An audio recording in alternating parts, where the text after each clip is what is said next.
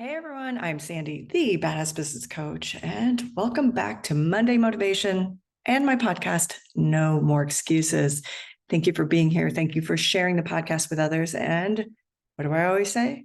Thanks for investing in you. I really appreciate it. Appreciate the emails, the participation with downloading worksheets when I have them, and for the comments. And for that, you all keep me going. Yes, you do. So thank you again. And today and this week on my social media, I want to focus on communication. Yes, as a DISC certified business coach, communication is always on the agenda for any session with a client, but it's always something that you got to keep top of mind too. We just tend to kind of ramble sometimes, right?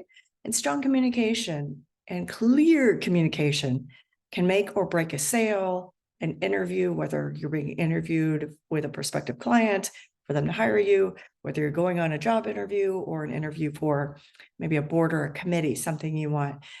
Any of that can screw up a relationship with staff. Poor communication can ruin poor communication can ruin a relationship with vendors, colleagues, business partners, life partners, all that stuff, right? We've all had miscommunication on text and email, but sometimes in meetings, thinking on your feet or being able to just have a good, strong, clear communication is just key to everything. We all can get flustered or even have a loss for words, but taking the time to think or just pause can help. It's okay to say, let me think about that, or give me a second, or just pause. I know that uncomfortable silence, right? We tend to fill it with ums and the evil. That's a great question. Oh, my podcast coach, Jen, she taught me that. Never say in an interview or a meeting, that's a great question. Why? Because it negates every other question. If you don't say, if say somebody asked you a question prior to that and you didn't say, that's a great question, but then you did to the second person, was the previous question not a great question? Is the next person to ask you a question not a great question? So right?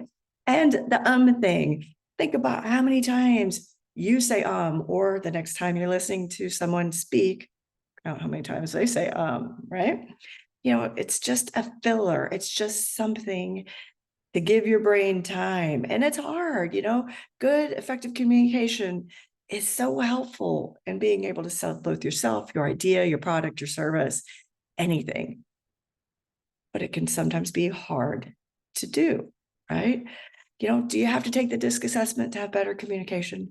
No, but you should try something. You should try to just slow down, not too much though, and think about what you're saying.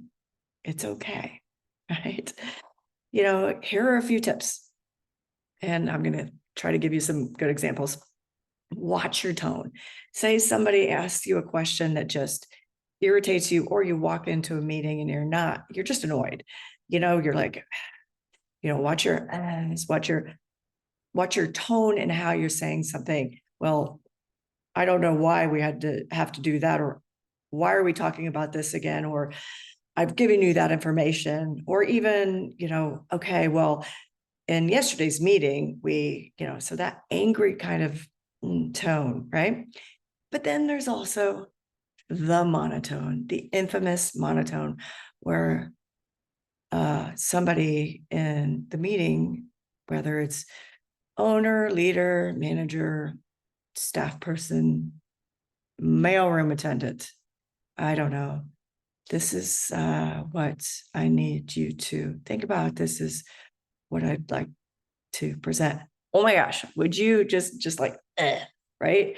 I've watched in person and virtually people giving talks, people answering questions in that very monotone voice. I've heard of angry, annoyed, monotone, all that. And you lose people. They're going to check out, right? And then there's the talking too fast, because, oh my gosh, if I start giving you tips and all this, say, hey, why don't you watch your anger, watch your tone, watch your monotone, watch your tone, right? It's very wound, and it can come across as a little like in your face, not angry, but just like sucking out your energy. I've heard actually a colleague of mine talk, and she just was so excited about providing this information that is really informative, and she's passionate about it. But the feedback was that she was speaking so fast they couldn't take notes. The attendees couldn't take notes. So, and it's easy to do that if you're excited about something, so just try all that. That's pretty much should be the 3 tips today, right? But tone, there's all those things within the tone. Okay. The next is use I versus you. And I hadn't really thought about this, but it really makes sense, especially in a meeting. If you're asking a question or someone asks you a question, the reason I statements sound so much better is that you're saying what you need rather than telling someone else what they should do. For example, I would really appreciate more information about that. I need to do some more research before I can give you an answer versus I need you to give me that, or you should do the research. Make sense? All right. And then this one, I learned this immediately during my initial coaching certification classes. Use open-ended questions. Closed questions can be okay, but that's another whole conversation. Open-ended versus closed-ended questions. Closed-ended questions only require a yes or no. Open-ended keeps the conversation going. So it can really help you, especially when trying to learn about a client or a prospective client, or learning about someone you're trying to interview, or maybe you're being interviewed, right? So instead of just saying, how was your day? This is maybe a personal thing, or how was your weekend to a staff person or a colleague? Good, fine, whatever. You might be able to build upon that, but it's the whole, did you have a good weekend? That's a question that yes or no. Did you have a good weekend? Did you have a good day? Yes, no, maybe. Right? Tell me about your day. Tell me about your weekend. Tell me about this, what about product or service? Did you love that person's product or service? Yes or no? Tell me about that person's product or service. Tell me what you liked about it. Tell me what you didn't like about it, right? So again, to recap, there's a lot right there to unpack. Watch your tone, the tone of your voice, whether it's annoyed, angry, monotone, and the speed. Okay. Use I versus you. So you're asking or telling people what you need rather than telling someone what they should do. And then open-ended questions. Get more information. Keep the conversation going, right? That's a lot. That is a lot. There is one more thing that my colleague, Nancy Singer, she's amazing. She's just amazing. You should look her up. She taught me about chunking. And this kind of just blew my mind in a way that was like, it's very simple. It's not always easy to do it. We're actually going to do a workshop soon here on August 18th here in Orange County, but it's not easy to do right off the bat. It's when you're getting asked a question, this is more about thinking on your feet. And that's what all of this is about. When you're in a meeting, when you're leading a meeting, when you're asked a question versus, if I'm up doing a talk for a group conference, doesn't matter, lunch and learn, 20 minutes, 2 hours, I've practiced it. I've written it out. I've done all the things, but this is more about thinking on your feet. The chunking part breaks your answer into 3 parts, which helps people remember and also understand it better. The who, what, and why. We break things into 3s all the time, morning, noon, and night, breakfast, lunch, and dinner, right?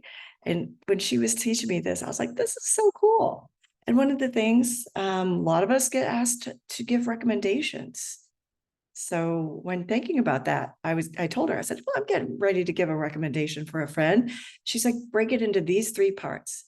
And the first one, I'd never thought about doing, creating credibility, telling the person who I am, telling them I am the amazing badass business coach, and I've been an entrepreneur for almost 30 years, and I've done this and this and this, written 4 books, podcast for 7 years, blah, blah, blah, right?